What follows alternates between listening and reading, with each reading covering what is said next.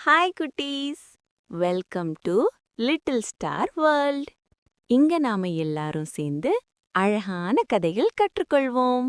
ஒரு அழகான கிராமத்துல ஒரு குட்டி கோழி சந்தோஷமா வாழ்ந்து வந்தது. அந்த குட்டி கோழியோட பேரு சிட்டு. சிட்டு ரொம்ப நல்ல குட்டி, எப்போதும் எல்லாருக்கும் உதவி செய்யும். ஆனா சிட்டுக்கு ஒரு சின்ன பிரச்சனை இருந்தது. அது தன்னம்பிக்கை இல்லாதது. நான் முடியாது, நான் சின்னதுதான், எப்போதும் இப்படித்தான் சொல்லிக்கிட்டு இருக்கோம். ஒரு நாள் காலை செவ்வானை சிட்டுவ கூப்பிட்டது. சிட்டுக்கண்ணே, இன்னைக்கு நீ தனியா பக்கத்து தோட்டத்துக்கு போய் தானியம் எடுத்துக்கிட்டு வரணும். சிட்டு பயந்துச்சு. நான் தனியா போவனா? வழி தெரியலனா? யாராவது பயமுறுத்தினா? அம்மா கோழி சிரிச்சு, பயப்படாத கண்ணே, உன்னால முடியும், உன்மேல உனக்கே நம்பிக்கை வை. சிட்டு மெதுவா மெதுவா வழியில நடக்க ஆரம்பிச்சது. அப்போ ஒரு அழகான பட்டாம்பூச்சி சிட்டிய பார்த்து கேட்டது, ஏன் இவ்ளோ சோகமா இருக்கிறேன்னு? சிட்டு தன் பயத்தை எல்லாம் பட்டாம்பூச்சி கிட்ட சொன்னது.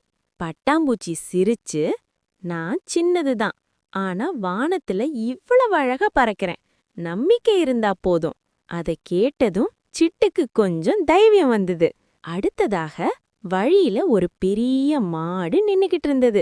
சிட்டு கொஞ்சம் பயந்தாலும் மெதுவா மன்னிக்கணும்னு சொல்லி பக்கமா நடந்தது.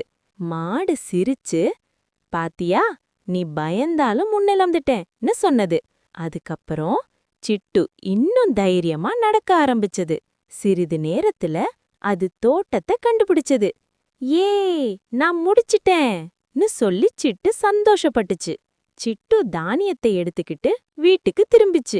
அம்மா கோழி சிட்டிய பார்த்ததும் ரொம்ப பெருமைப்பட்டுச்சு. பாரு கண்ணே, நீ நம்பிக்கை வச்சதால எல்லாம் நல்லபடியா முடிஞ்சுதுன்னு சொன்னது. அந்த நாளிலிருந்து சிட்டு எந்த விஷயமா இருந்தாலும் முதலில் முயற்சி செய்ய ஆரம்பிச்சது. பயமா இருந்தாலும் நான் முயற்சி பண்ணுவேன்னு சொல்லி முன்னே போக கற்றுக்கிட்டது.